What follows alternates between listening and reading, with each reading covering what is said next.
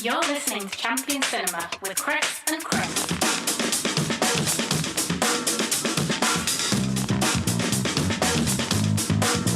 Full energy. First show back in a month. Come on, woo! Maximum effort. Maximum effort. Hello, folks. Welcome to Champion Cinema. I'm Chris with the Marilyn Chambers. See, I didn't go for Cronenberg, but you thought I was going to go for Cronenberg, didn't you? That was the obvious choice.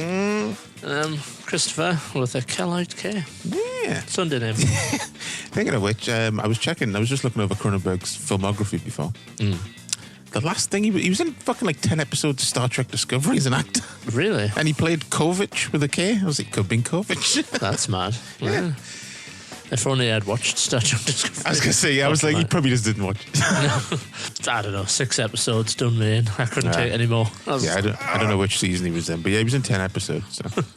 Yeah, Cronenberg's one of those guys, he like shows up in odd things you wouldn't expect him to as an actor. Like he's in Jason X, he's in Clive Barker's Nightbreed, fucking Star Trek apparently. So. Just comes and goes. Yeah.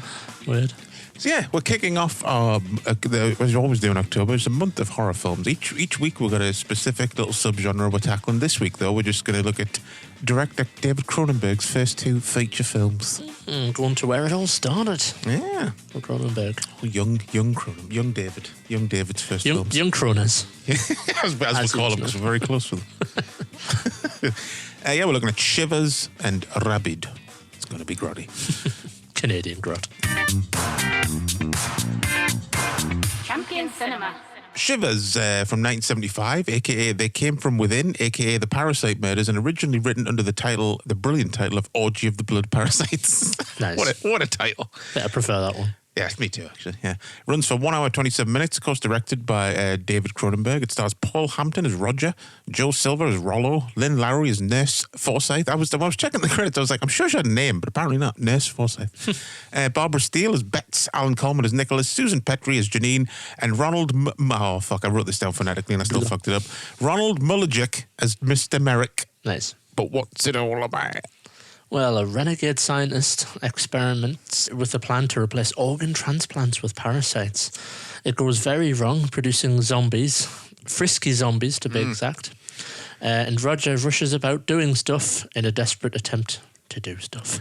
Yeah, just fucking horny zombies, basically. Yeah, fucking It horny. is.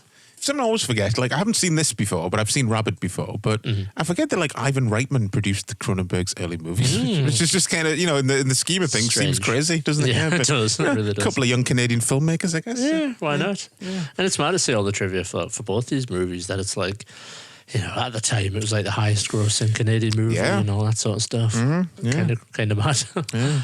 I did like that story though, because I think like this was partially, or maybe it's completely funded by like the film board in Canada or something. Yeah. And then because it was, it's quite a taboo heavy, like extreme grotty movie. So like, there was something I forgot to write it down, but like someone from there was some ad or something that says, if you want more Canadian movies, it funded this, like type of thing. And everyone was like, oh, disgraceful. So he kind of found it hard to get Rabid off the ground after this. Oh dear. Yeah. Because Christ, let's sort of talk about the start of the movie. It starts heavy. I'll say that. Because I had a vague memory of there being talk about it being inspiring aliens and stuff. I know the story about like Cronenberg briefly was potentially going to direct an alien movie, Alien 3 maybe. That sounds right. Yeah. Very briefly. But he always sort of there's quotes floating around the internet that like I borrowed from like my movie Shivers and stuff. Yeah, I've seen him say that. He's just like, see that's from my movie. Yeah. I don't know if he was super bitter, but the quote seemed a bit like pissy. But like outside of that, I didn't really know anything about the film, really. So it was interesting, like opening the movie with a little context, and it's a really uncomfortable scene without any context, because you're like, what the fuck's going on? You think it's some like weird sort of abuse situation, but then he just fucking chokes his daughter to death and then cuts her open and pours acid in her stomach. I was like, fucking hell. And it's just it's quite in your face, like sexual. You like shots where like a skirt rises up and she's got knickers on and stuff, and it's like, yeah, it's a bit. You wouldn't want to watch it with your parents. But you won't be like, should we give this David Cronenberg movie, this young Cronenberg fellow, a watch? It's like, like 2 minutes into the movie. I will say one thing though that I noticed. It was like everyone had really good faces. Like, you know how you were saying about, well, sorry, this spoiler, we've already recorded the second show of this month. But what you're going to say next week about not being able to tell anyone apart in Ants. In this film, you instantly know who everyone is because everyone looks super unique. Yeah. There's some very striking sort of actors and actresses, isn't there? Yeah, in this film. Especially that guy, Ronald Mullijuk, the Mr. Merrick guy, the guy that runs the apartment complex. Yes. Yeah. He's got such a great, like, snooty face with his little mustache and stuff. And that guy who plays Rollo, like the second and lead male, I guess. Yeah, with Joel Silver. Yeah, with the super deep voice. Yeah. Like when you hear his voice before he appears, and for a second I was like, oh, it's Isaac Hayes in this. Yeah, he does have a really unique gravelly voice and stuff. And I was looking, I was like, what else has he been in besides this and Rabid? And he's the voice of like the Creep in Creepshow 2. Yeah. And I was like, I just always assumed that was Tom Savini, like pitched super low, but like, no, it's just his standard voice. It's mad gravelly voice. Yeah. Yeah, it has a very strong cast. And it's a very striking movie, definitely. Very interesting. And as for face, so like Lynn Lowry, like the female lead, I guess, like the Nurse Forsyth character, Nurse Forsyth, yeah. She's super pretty, but that shot at the end when she turns around in the pool, you're like, oh, geez, just eerie as fuck. Yeah. She's got a mad look. She does. I was surprised to really see that she wasn't in like a ton of stuff. Really, no, she's in Romero's The Crazies, and this are like a two big. And then there's someone else before that, but like these are two big horror movies. Yeah. Just would have thought she would have gotten more. Out of it. She's got a great look for horror. Yeah, really creepy, almost like elvish a little bit as well. Yeah, she can do both. She can, like, because the elvish look, she can play like a running scared victim, but as soon as she turns it on, she's just terrifying. Yeah, I was fascinated by her. Great physique as well. Obviously, the bit when she undresses. Yes, it's like left nothing to the imagination. It's like Christ almighty, because that's definitely something this movie. Has just not even undertones, strong vibes of like sexuality. And I mean, they both do really, but this one more so because the whole thing with like the thing in Rabid, it's very like sexual, but in this, it's just people who become crazy and just want to fucking have a big orgy, basically. Yeah. It's interesting. I've got to say, over the all these years and all these zombie movies, I'm sure this isn't the only movie that does it, but like. Don't feel like I've seen many where it's like rather than them just being like bitey zombies, it's their initial urge is to like have sex to spread on the virus. Yeah. And it's interesting. I think there's like more to that concept that I'm surprised hasn't been done more, or even in the world of like exploitation and stuff. Really. Yeah, and it's one of those films as well. Like, it's not a zombie movie, but it you could watch it on a double bill with like Dawn of the Dead, and it fits. You know what I mean? Yeah, it ramps up to a zombie movie, I would say, is probably fair to say. Yeah. Like towards maybe a little past the halfway point, it really starts getting there. And then it's just like, way ahead of its time in terms of like, it's a movie all inside an apartment complex and stuff. And, it's a concept that we would see done like many, many years later. Yeah, it reminded us of, the British filmmaker Ben Wheatley, who did like Kill List and stuff like that. Yeah. Like, he did a movie, I think it was probably like 10 years ago now, called High Rise. And it's not like it's people like with fucking slugs that go sex crazy, but it's about like a sort of state-of-the-art apartment building, and then it goes a bit like everyone starts going a bit mental, Lord of the Flies type of thing. Yeah. I wouldn't be surprised if this was an influence on it. Yeah. This and Gremlins too, as well. Hey, maybe, I don't know. We just saw Gremlins 2 and we're like doing that. But speaking of which, I mean, like, this was a big influence on movies like Slither, the James Gunn movie, Night of the Creeps with the little slugs. And you know what? After watching, like I said, but didn't these shows back to front, but there's a lot of moments that most likely the novel and movie slugs. There's just certain bits where like shots look the same, or like certain set pieces. I'm like, if you're going to do a movie about killer slugs, you're probably going to look at this first, aren't you? Yeah, that's such a creepy idea of like something slithering its way into your body or something. Yeah. Or, I mean, the bit with the bathtub and stuff. Like, again, it's really anything with baths usually is like super iconic for whatever reason in horror films. And someone else who's just a striking looking woman is Barbara Steele without giant eyes. Like, she was made for horror. Like Evil Lynn sort of looking lady. If they did He-Man in the 70s, it would have been Barbara Steele as Evil totally. Lynn. But just the idea of it, and for a female viewer, I'm sure the idea of something slithering its way up there is pretty disgusting. It's not pleasant. No. And it's not like it's not really a super gory movie, this one. No, not really. Not really. Like, there's blood in it, but I guess that's probably because the limitations of, the funding, and it's Cronenberg's first movie and stuff. They didn't go mental, but I think it works well for the film, that a lot of it is left to your imagination. Yeah, I'd say out of the two, I'd say Rabid was the gory one. Yeah. Even though that's not especially gory either. But. No. But I mean, as far as like this fucking gross moments in Shivers, like the bit that got me the most, because it took us a while to even realize it was like special effects, the moment where he's like talking to the parasites in his stomach, and his stomach just starts moving. I was like, what the fuck? That looks amazing.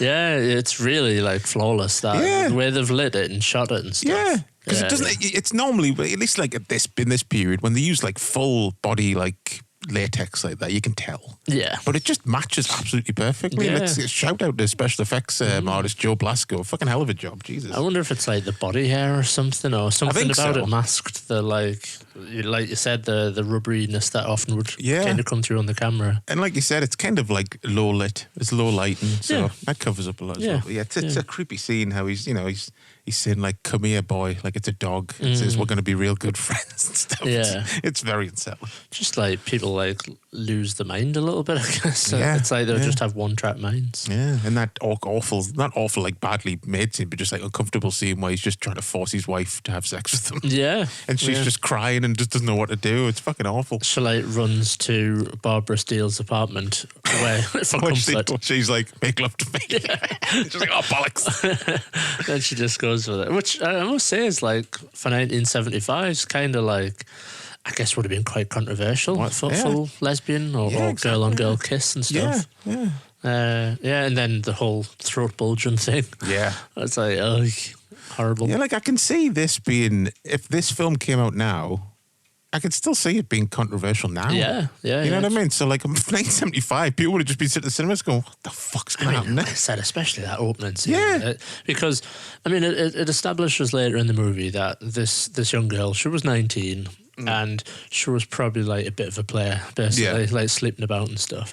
But I think in the opening scenes, you very much let it believe she's like, a schoolgirl. It's because just the outfit she's wearing, it looks like a school uniform or something. Yeah. So it's like, I reckon it would be censored potentially. That scene. Yeah. I mean, certainly if it probably if it was going to be a studio movie today, it probably wouldn't get past like the script stage to be like, you can fuck off. No. Like, let's not dress her like that. You can have the scene, but just don't dress her like that. yeah. Fuck's sake. Yeah, crazy. So really like awkward and uncomfortable movie. I'm surprised I haven't really like grown up hearing more about Shivers, if I'm being honest. Yeah. In terms of it, the exploitative nature of the movie and stuff. And well, as far as like how like there was like the video nasties, there was the prosecuted movies and the movies that weren't prosecuted. Then there was also a third list of like, we'll keep our eye on those films. Yeah. Where it had like Friday the 13th 2 and stuff like that. Shivers was on that list, I think. So they were at least like looking at it going, it's a bit of a messed up movie. Just keep an eye on that one. Editing Chris here. I mixed the two movies up, actually. It was Rabid that was on the Section 3 list, not Shivers, surprisingly. So, yeah, there you go. I wonder if that's like, because Cronenberg always has this air about him. He gets away with it where it's almost like people accept it because it's arty. Almost. Well, now I would say, but not back then. Do you not reckon? No, I just wonder if it was like because of the whole, independent Canadian film, whether people kind of give it a pass because of that. Well, like, maybe. If it had been an American-made movie, would people have come down on it harder?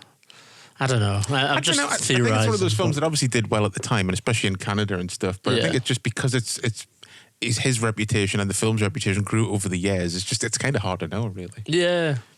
It's just, it's there's no sense or like rhyme or reason to it. Some of the films that are on like the video nasties list, for instance, and you just think, fuck off, that's ridiculous. Yeah. There's some that are just like extremely fucking dull with like one scene in it where you go, all right, that's a bit extreme. But like, I would say like I had more of a reaction from this movie overall than I have a lot of the video nasties that I've seen. Yeah, absolutely. So not counting like fucking Cannibal Holocaust and shit. No, shit like that. But the ones where you're just like, what the fuck? Yeah. But they're just I think just literally for like 2 or 3 key scenes imagery where it's just very sexual in nature. And I'm surprised. He's a saucy lad. Yeah. Cronenberg. All these movies have some weird not weird, but like off-kilter sexual undertones to them. I guess that's his shtick, like It the is, whole body horror thing. Body horror and shagging and stuff. Yeah. It works for him. Why not? Yeah, why not? At one moment that just made us laugh, like, not because it was funny, just the way my brain went on a little journey, just like the bit where Nicholas like chucks up a parasite over the ledge and like lands on an old woman's see-through umbrella. Yeah. That's Fucking good, that. bloody woman just like wipes the blood off and just chucks it on the grass. Yeah. She thinks it's a bird. Straight away, I was just like, back up! Back up! You gotta be more like this, look. Yeah. Back up! Back up! Yeah, I must say this film is a bit of a secret. I think I've seen this trivia, but I totally agree with it. A secret like comedy. Like many Cronenberg movies are like referred to as a secret comedy. And I think it does have it going on like that. There's a scene where the in the doctor's waiting room where the guy keeps chatting up like multiple girls. Yeah.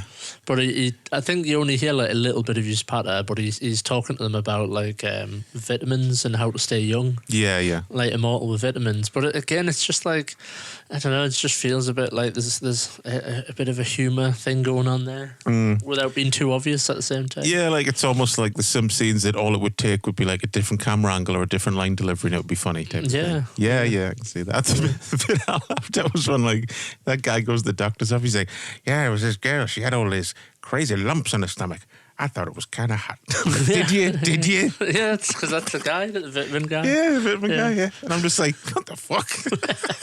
I love tumors. he's just a mad sex besotted guy. He's basically a fucking fiend, that guy.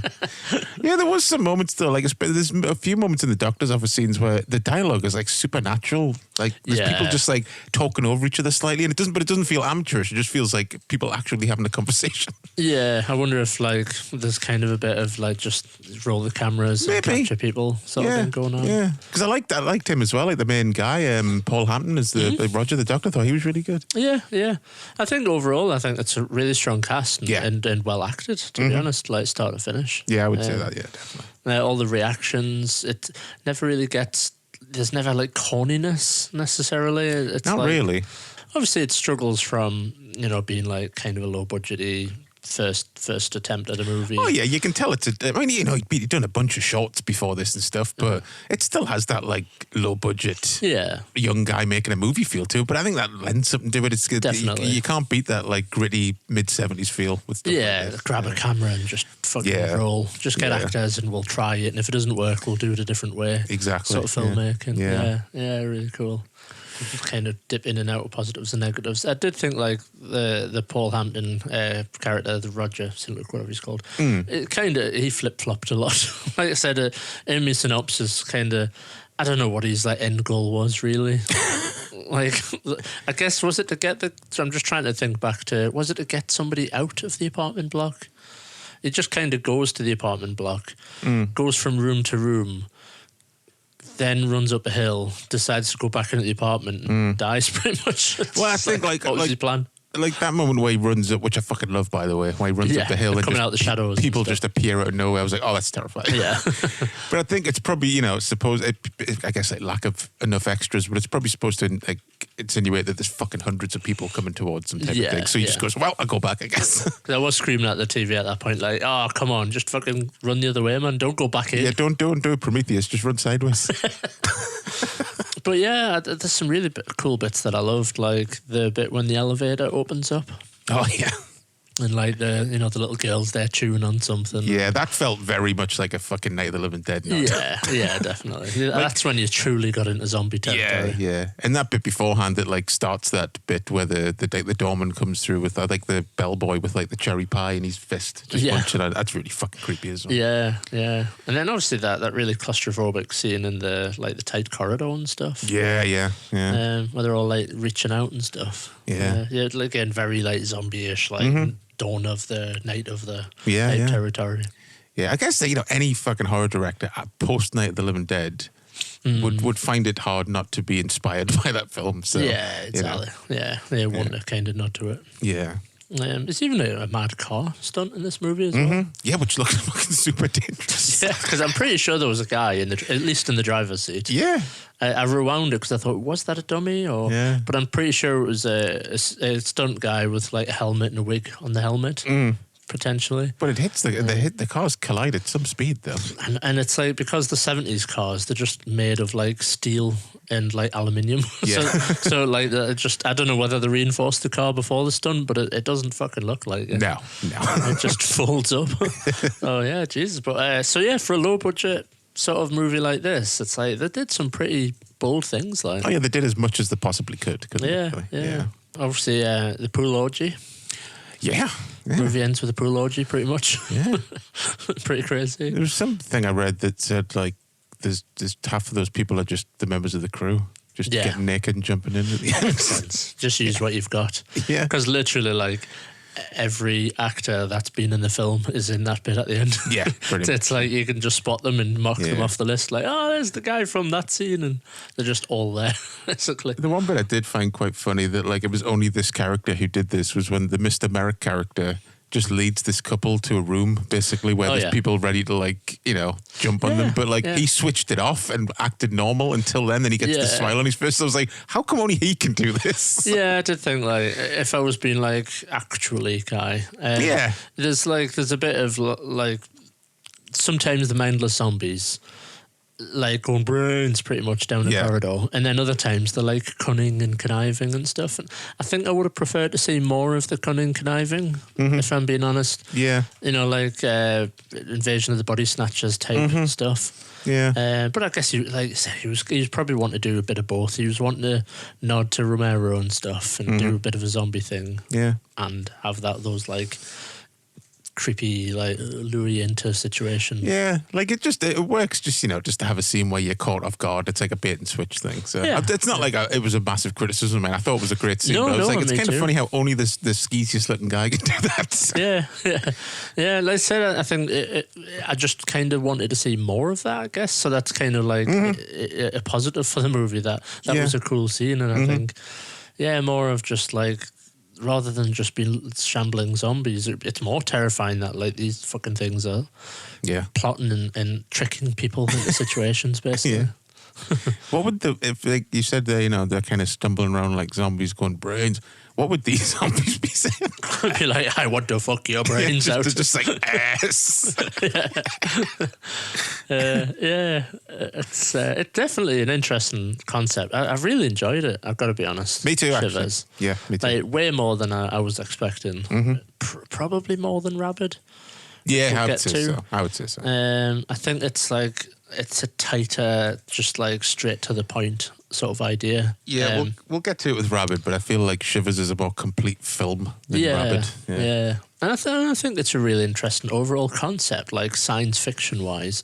The idea of a scientist wanting to like get rid of organ transplant and the requirements to have, like a dead body before you can have a new heart and stuff. Like, it's a cool idea. Like, create a parasite that replaces your failing organ and lives in your body symbiotically, doing the job of the organ it's replaced. It's kind of a cool idea. It is, yeah. So again, I'm surprised like that hasn't kind of been done again. Or yeah.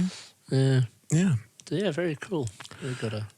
From start to finish, a really good film. Yeah, it's really good. Yeah, I'm going to have to buy the Blu-ray. Yeah, me too. Yeah. One thing I did make note of as well, just before I forget, lots of girls with no bras in this film. Well, it's the 70s, mate. Basically, every female in this movie had no bra. Yeah, start to finish. It didn't bother him in 1975. It's just funny. It was a style, I guess, back then. Yeah, exactly. But as for the Blu-ray, the Arrow release has a documentary called Parasite Memories that runs for 42 minutes. 2008 episode of a Canadian television series On Screen, which is 50 minutes. From stereo to video, a 2014 video essay. It runs for 26 minutes, a promotional gallery, and a trailer. But the American Vestron Collector Series release has an audio commentary from David Cronenberg, An audio commentary from Don Commodian, moderated by Chris Alexander. Mind Over Matter, interview with Cronenberg, interview with Lynn Lowry, interview with Joe Blasco, just lots of stuff. So the Vestron one seems to be the way to go. Vestron one. Yeah, keep an eye out. But what about artwork and stuff? So there is, I don't think this was ever produced in terms of like prints that you could buy. There was one released by, I'll just get that up, Zlatko Parmakovsky. Yes. But I don't think it was ever produced, unfortunately. But it's kind of interesting imagery. Very, very suggestive, isn't it? You get an idea. Yeah. Of two people eating a large smoky. Just exactly what I was going to say. Just two people sharing a sausage. It's not supposed to be a penis. I don't know whether that's why they decided not to produce it or what. It's an interesting poster, though. It's Yeah, kind of quite definitely. minimalist and stuff. Yeah. But should we take a look at the international posters? Let's have a bloody gander. Because it's quite a variety, this one. It's nobody had the same idea, basically. No. It's some wild swings. Especially with all the different titles, like, they came from within. I've seen an interview with Cronenberg where he said he didn't really like the title They Came From Within, but I kind of like it. It's a bit like 1950s. It's certainly campier than the film. Yeah. It doesn't suit the film as far as tone goes. It's kind of like, Attack of the Clones or like Monsters from Mars type stuff. Yeah, like that kind of title. I wonder how many couples were like, let's go see this, sounds silly. And Yeah. they come out going, what the fuck? I much prefer, what was it, the Blood Orgy? Orgy the Blood Parasites. Yeah, that's a much better one. It is. But yeah, Frissons. Yeah, Frissons. That does ring bells. I think I have seen that title or at least poster before, actually. I think that's what it was called in like French Canadian territories, I think, right? Yeah. Frissons. Frissons, the Parasite Murders. So I like it. Straight away, they're just like, that horrible grotty scene where that young girl gets Gutted. like topless. Acid pouring into her intestines. Fucking get that on the cover. Poster. Yep. I remember that VHS cover that's just a massive spoiler with just Lynn Lowry with her mouth open.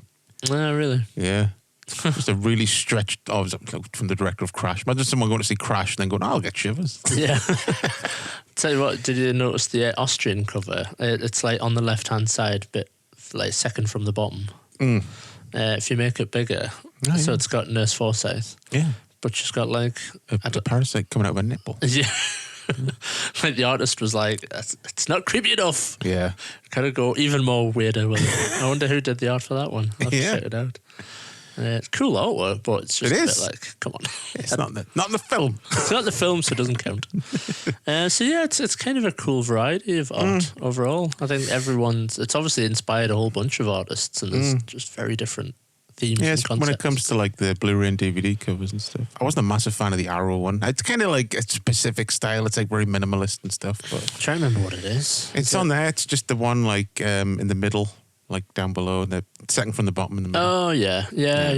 That's kind of an interpretation, isn't it? Yeah.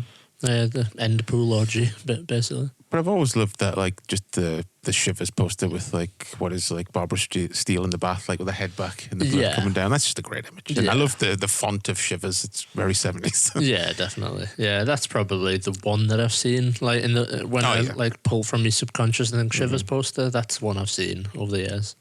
You can't beat that tagline that's in the trailer as well. If you're not afraid of, if you think you're not afraid of the dark, if you feel nothing can shock you, if you say you don't scare easily, if you believe you've seen everything, then see Shivers.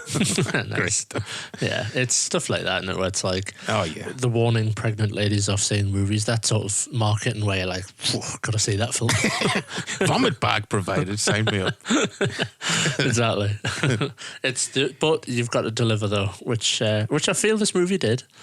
But you know what I mean? If you're going to do that strap line, you've got to fucking put it out there. You definitely have to deliver. The one thing that I did remember as well before we'll finish up, I noticed there's a bit where the guy's going through the rubbish chute. Oh yeah. Towards the end of the movie, and like somebody's thrown out like a whole dinner plate, like food. And I was thinking, like, fucking hell, who throws out like a dinner and the plate? And I was thinking, Armstrong's nan. She did that once. Which we won't go into, but she didn't want to reuse the plate from a smelly neighbour. I'll just say that. So maybe that's what was going on. Probably, yeah. Champion Cinema. So, Rabid, released in 1977, runtime of 1 hour 31 minutes. And of course, David Cronenberg's second movie. Kind of see this almost as like, in a way, but like Evil Dead 1 and 2 almost. I was thinking it feels like a companion piece to Shivers, basically, yeah, because like it all has a very similar feel. Yeah. having another crack at it, basically, Yeah, that yeah. concept. With starring Marilyn Chambers as Rose, Frank Moore as Hart Reed, Joe Silver again as Murray Cypher, Howard Rishban as Dr. Dan Kelloyd, Patricia Gage as Dr. Roxanne Kelloyd, Suzanne Roman as Mindy Kent, Roger Perriard as Lloyd Walsh, Lynn Derrigon as Nurse Louise, and Victor Desi as Claude Leponte. So, what is Rabid about? Well, after Rose and Hart are involved in a motorcycle accident, they're taken to a nearby medical facility that specialises in plastic surgeries. There, Rose undergoes an experimental skin graft procedure and wakes up 1 month later with a killer blood-sucking bumhole right in her armpit. And those who are attacked by her then show rabies-like symptoms and go right off their bloody nut. They certainly do. They certainly do, don't they? Which, yeah, it's an interesting counterpoint, this movie, to Shivers, because I feel like the core of this movie is a lot sillier. Yeah, I mean, I was like, I love that quote over at Fred from Cronenberg. And there's an interview with him on the DVD where he's just like, one day I was like, this doesn't make any sense. We said to the producer, he was like, we can't do this. It's like fucking ridiculous. And the producer was like, no, do it. Yeah, it's just really like they've got such a strong, interesting concept with Shivers, but then with this one, they're like, I don't know, she gets a skin graft and then she's got a weird bumhole vagina in her armpit that stabs people. Shivers it adds like, you know, it might be pseudoscience, but it adds some science behind it where like, okay, I guess that could happen. With this, it's like, why did skin grafts give her a bumhole in her armpit? With it has like a little killer dick in it. I think that they do kind of say something about, well, obviously it's experimental, but I'm trying to remember what they say at the movie, like, do they irradiate it or something? Or Well, they do something so that if you take a part of the skin from a different body part, it will then like change to like almost like become facial skin, you know, so there won't be as much scar and it'll blend perfectly. So that will somehow give a vampiric little portal. Very strange. Very strange. Yeah. You kind of don't know what's going on until you finally see it in her armpit. Like when she kills that first guy and stuff, you're like, what is going on? Yeah. And once again, very sexual, the way she... Yeah. Yeah, you know, her moans and stuff and his like... and as she penetrates him, basically. Yeah, basically. And obviously... I suppose the interesting trivia, the elephant in the room about this movie is Marilyn Chambers was like a bit of an adult sort of movie star. Watched from Behind the Green Door and stuff. Yeah. Back there. I've never seen that. I've always wanted. I've always wanted to say it just because of Cannonball Run when Jackie Chan watches it. Yeah, true. He's all sneaky in his car. Yeah, I've always wanted to watch it just because of that. We'll have to do it for the show maybe one time. Maybe we should. We should do that in Deep Throat. We'll do 70s porn. Yeah, finally. Yeah. Debbie Does Dallas. Yeah. What do you think, Marilyn Chambers? Because this is really the only straight lead role she ever did. So yeah, shockingly pretty. But like in a very strong, she almost has a masculine look, like it's strong jaw and stuff. Yeah, well, I was going to say that like, speaking of like horror actresses and stuff, the two people she reminds us of, she's like a cross between like Dee Wallace from E.T. and Critters and Jamie Lee Curtis. Yeah, you mash those two together, you get Marilyn Chambers. See, I was getting vibes of the name's popping out of my head, but from Species. Natasha Henstridge. Henstridge, yeah, I can see that. Yeah, kind of like those vibes, which is kind of. I don't know. I wouldn't be shocked to know that like somebody was inspired by this movie that worked on like Species. You know, that whole like predatory sort of female going out and like getting victims and stuff, but then like hating herself because of it at the same time as well. Yeah, which is very like Species-ish sort of thing. Yeah, that happened in the movie. Someone brought that to the table for Species, and they were like, "Oh, we're doing the bum hole in the armpit thing." No, we're not doing that. Not this time. Yeah, we're not Cronenberg. We only he can get away with that. But yeah, I thought she was really good. I think kind of surprised that she wasn't in more. I wonder if it was just because of her links to like adult movies that I don't know. stopped her from getting bigger work. I don't know why, really. I think there's like if you look at her filmography, there's like a few roles that I'm pretty sure aren't pornos, but they're not like, I don't think they're lead roles. You know what I mean? It's just like maybe it's a little cameo or something. Yeah, she just went back to doing porn, I think, which is, fine. That's what you want to do. It's just a shame that like because she's like really something about her just suits. Probably just because of this, but she really suits horror. I think. Yeah. I think she nails every aspect of the character. She's like, she's vulnerable, she's scared, she's predatory, she's evil, she's sadistic. Like she has quite a big range in this film. Yeah, it's really, really good. Yeah. There's a quote that said like a husband, I think it was a husband or boyfriend was like always there on set and stuff. Did she just had like a really simple, straightforward way to like get certain reactions. So when she needed to cry in a scene, her boyfriend would just be like, "Remember when Fluffy, your cat died?" And she would just start crying. I'm like, that's kind of fucked up. Straight to it. But yeah, what do you think? I forgot about like how kind of weird the opening accident is. I think that could have been done better. There's like a straight road for half a mile. Why didn't he just slow down? Yeah.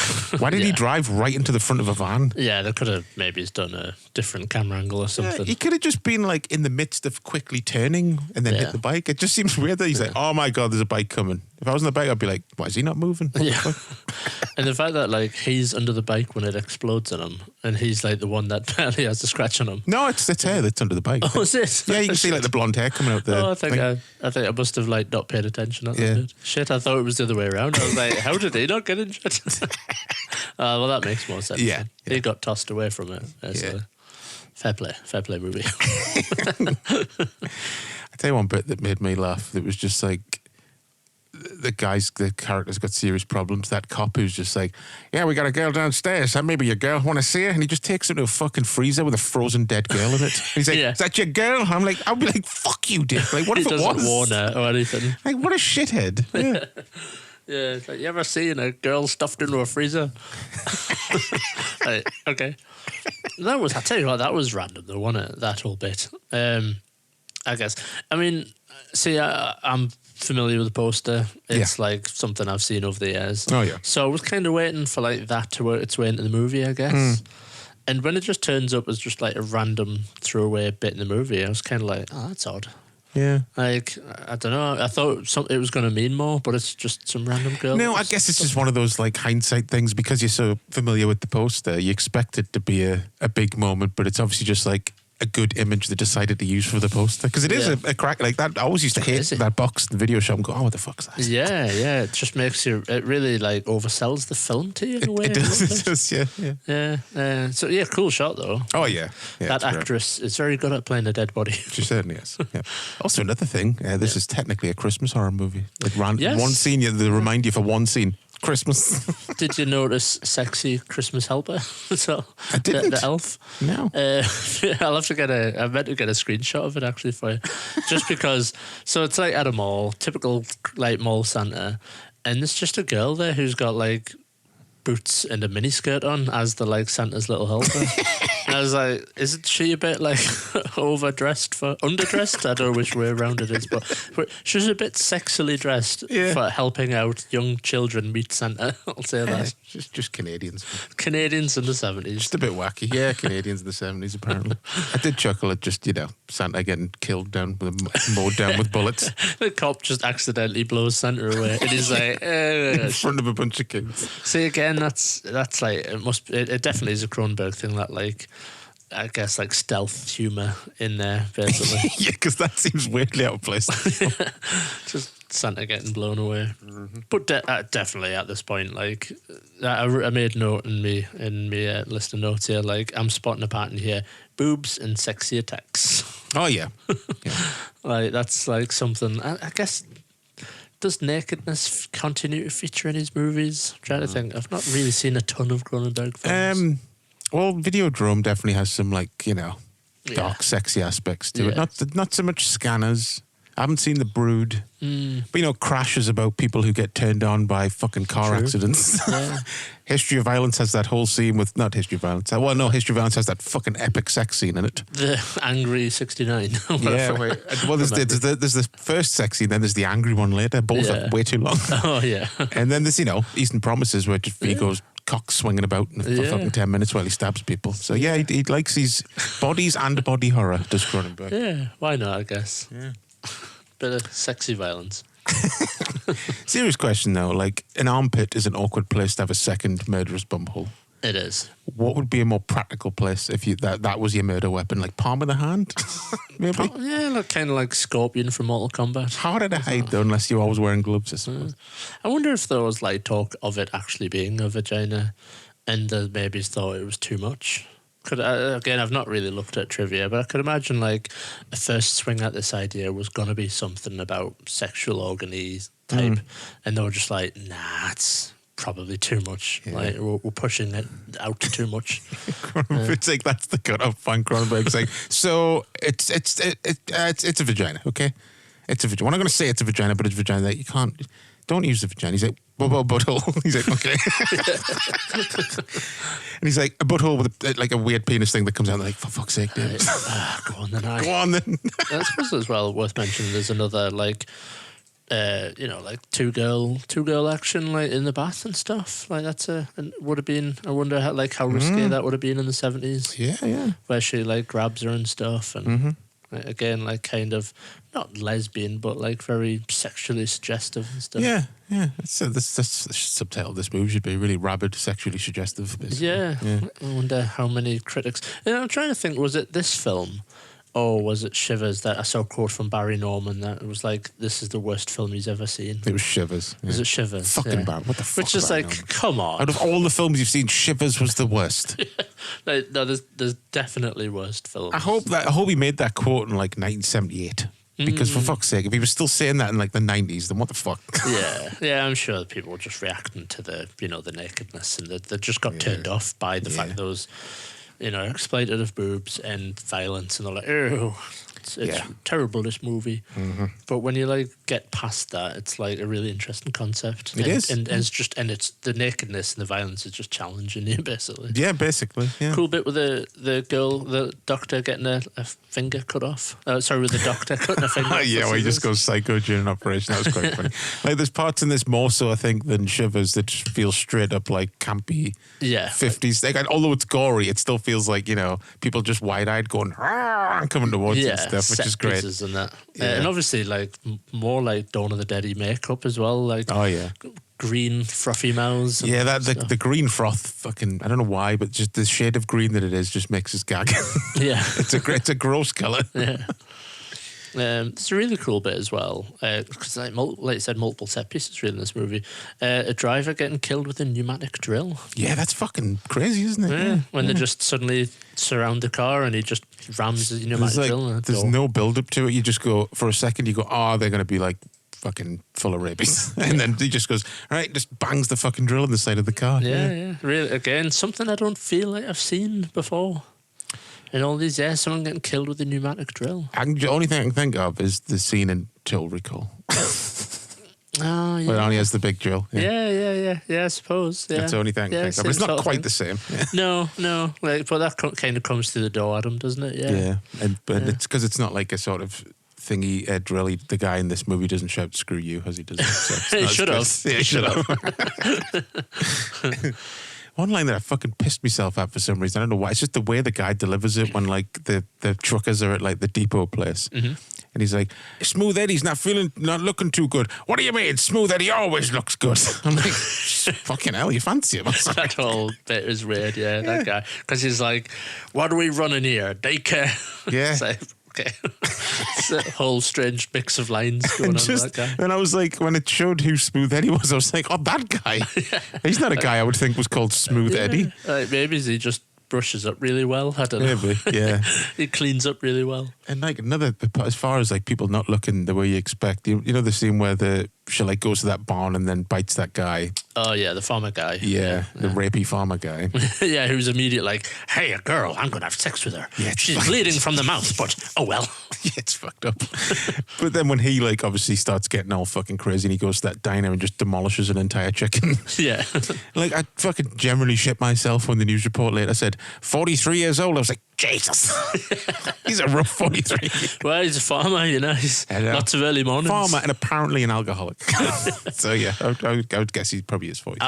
I was just pleased at that point that we didn't see a cow getting mutilated, to be honest. Yeah. Because I thought that's where it was going. When she was cuddling into the cow, I was like, oh, no. Yeah. But then it quickly pivots away from that, so I was pleased. The bloody picky parasite thing going, oh, no, cow's blood, fuck. Makes her throw up. Only human blood. Yeah. But yeah, no, there's a lot going on in this movie that, although I definitely prefer Shivers to this. Me too. But there's moments where I thought, that was really cool. Or, Yeah. you know, and I kind of like, you know, in this day and age now, it's more interesting than ever to think about like mass vaccinations. Oh, yeah. And you know, like the talk about when people are getting vaccinated, they're going to have to carry cards to prove they've been vaccinated. Yeah. And it just made us think of like the whole COVID thing, obviously. And I just think it's more relevant these days than ever, I guess. Yeah, exactly. Yeah. I'm surprised, like, I've not seen more trivia about. I guess if this movie had been made in the 80s, they would have been heavily talking about this in Shivers. It's been like an allegory for AIDS. For AIDS, yeah, I was thinking that as well, but it kind of comes before all that stuff really happened, didn't it, really? Yeah, So. yeah. So, yeah. But I guess, it's a bit of a Cronenbergism, because, like, The Fly very much is, you know, although it's not the driving force of the movie, but you could see, like, some of The Fly as being about, like, having an infection and it getting out of control and stuff and dealing with, like, the symptoms and stuff. Yeah. So, yeah, interesting. I think criticisms, because I feel like... Well, I think, like I was saying before, I think Shivers just...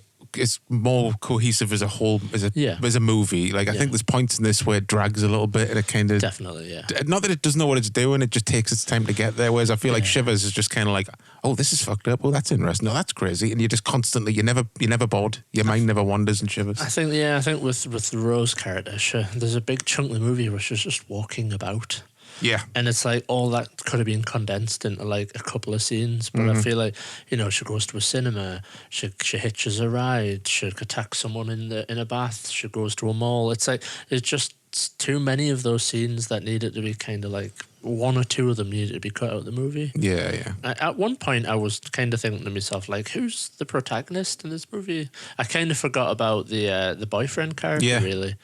Maybe it would have been a more interesting movie if there just wasn't one, if it just focused on Marilyn Chambers. Well, I guess that she kind of is. She is the main character, but she's kind of the antagonist and protagonist at the same time. Kind of like a thingy American Werewolf deal, I guess. Kind of, you know, like the main character is the villain, is the tragedy of the movie. Exactly. Yeah. Because speaking of which, I guess I really loved the ending. I thought the ending was fantastic. It's super bleak, like in a bleak sort of way. Yeah. But I mean, talk about people being good at playing corpses. I know, Jesus. She nails that. She's like stiff when they pick her up. She's got her arm still in the air. Yeah, and stuff. You could believe she was like, you know, rigor mortis, like corpse sort of thing. But the fact that they just pick her up and like chuck her in the garbage, basically. Yeah, and then it just ends. So, that's that journey over with. It's like, I'm surprised that they didn't do the whole like bamba da bamba damba damba end on a ridiculously super enthusiastic music. Yeah, that is a perfect ending for like a ill-fitting happy song. Just like, ugh.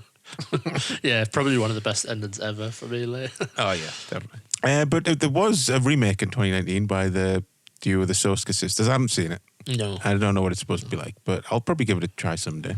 Yeah. I imagine probably isn't as like, I don't know, challenging as this one, basically, in terms of like the visuals and stuff. Making you feel uncomfortable. Yeah, I have no idea. I don't think it was like super well received, but I don't think it was. I didn't see like talk of it being like, oh, it's like, you know, a fucking Nightmare on Elm Street style remake where everyone was just like, it's dog shit. So I'll give it a try someday. Yeah, me too. I'd be interested to see it. Right, But I think like, I don't know. I've always thought of myself as like not a Cronenberg guy. I know. That's what I was. Yeah, I'm kind of glad you like Shivers as much as you did, because I always remember you used to be like, Cronenberg. You always like, I like The Fly, but yeah. Yeah, everything else I've always been like. I think I did try and watch Videodrome like a long time ago. Yeah, and was like, ugh, nah, I just didn't like it. No, I think you'd like it now. Yeah, if you enjoyed these two, you'd really like Videodrome. Yeah. Like, I really need to give Scanners another watch. So the first time I watched it, I was like, you know, looking forward to it because of, you know, the exploding head, Michael Ironside. Yeah. And I remember just thinking, besides the opening and the ending, that film was fucking dull as dishwater. So I need to watch it again. I think that's like, speaking really broad generally, but have seen this a few times about Cronenberg that like he's known for like quite slow movies that are quite straight.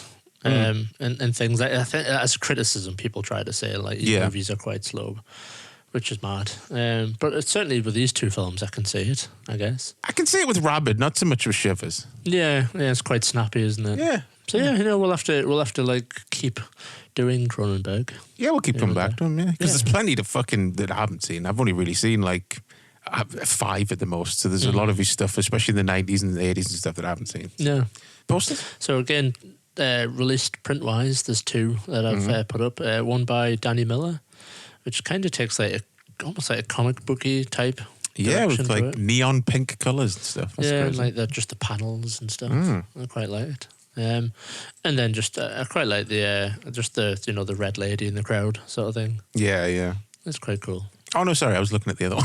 Oh, you're doing it the other way around. I was looking. That's one. That what you've got. That is the pink one is Danny Miller. Oh, pink one's Danny Miller, and the lady in the crowd is Phantom City Creative. Yes, Phantom City Creative. Yeah, that's cool. I like both that. interesting ones. But shall we look at, because again, there hasn't been much art for either of these movies. Just look at some international artwork from the time. I was like, there you go. There's that fucking Freezer poster. I think you can't beat that poster. To be honest, it's very iconic. Yeah. If anything, if I was going to criticise it, it's just that it gives you the wrong idea of the movie, almost. But like very eye catching.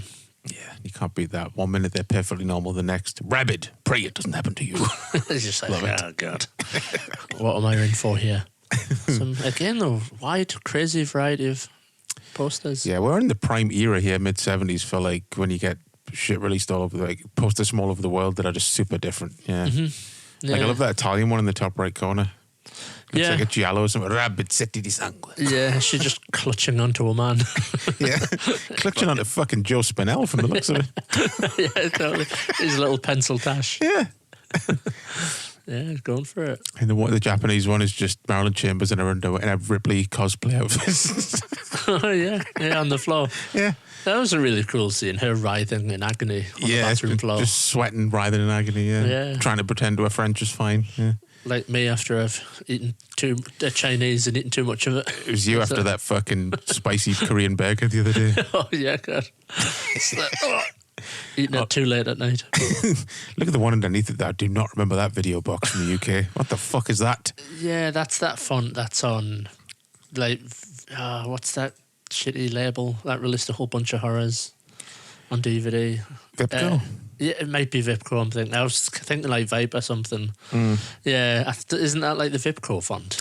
I don't think so. Well, you're thinking of the ones where Vipco just released a bunch of black boxes with gold lettering. Maybe. Yeah. Yeah. But what the fuck is that? Like a fucking vampire demon cop? Yeah.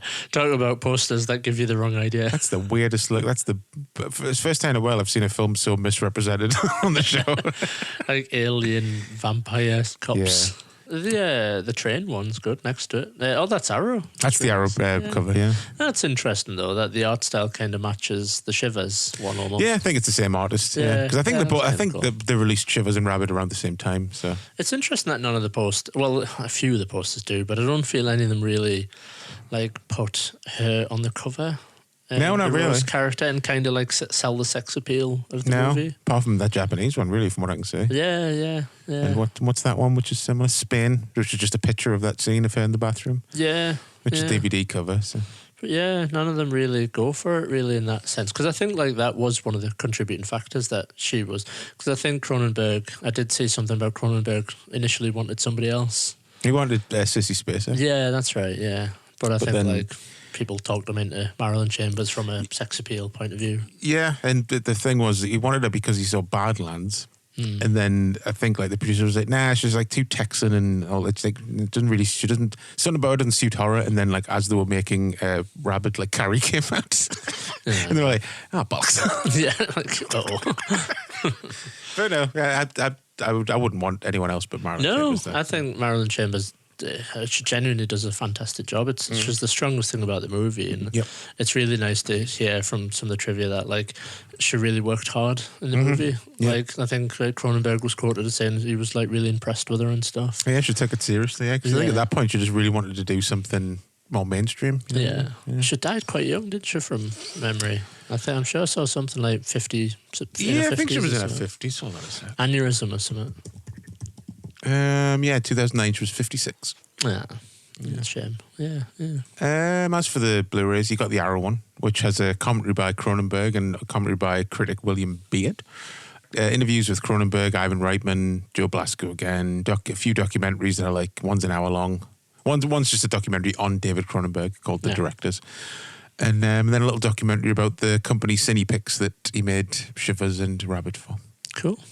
And the 101 release in the UK has an audio commentary from Cronenberg again and an audio commentary with the Suska sisters who made the remake. So it's quite interesting, isn't it? Getting the people who did the remake to do a commentary for the original. Yeah. I wonder if they're just like big fans and that's why they're involved. I'm sure, yeah. Audio commentary by William Baird again from the other release, and an audio commentary with author Jill C. Nelson and Marilyn Chambers' personal appearances manager Ken Lecht. And then strangely it says the commentary ends at 58 minutes and the film soundtrack just takes over. So it's like, I'm out of stories. That's it, done. And then a second disc full of like documentaries and interviews and stuff. So yeah, I would go. I think probably the Arrow one's out of print now, so I would go with the 101 films one because it has more stuff on it. Yeah, I could be tempted, definitely, with both these movies. For all I prefer Shivers more. I didn't dislike Rabid. I don't dislike it. I just prefer Shivers. Yeah. Champion Cinema. That was a little way to start October with a little bit of Mr. Cronenberg. Yeah, start the Halloween season. Are you going to have a can of Cronenberg tonight to celebrate? I know, missed the opportunity. Should have. Yeah, we should have got some Cronenbergs in, shouldn't we? Classic. But next week, moving on to another area of horror, we're going to do 2 animal attack movies, kind of, with ants and slugs. I'm sure they're going to be fucking proper rip-roaring. Well, I'm sure it's going to be a good show. Because we've already done it. Shame. For some reason, we did these first 2 shows ass backwards. Yeah, I think I just kind of forgotten. We're just launched into watching those 2 movies.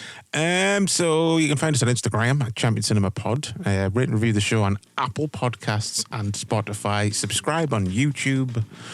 So until next week, folks, with ants and slugs, I will see you down the Rabid pit. See you on the slither heap. There you go.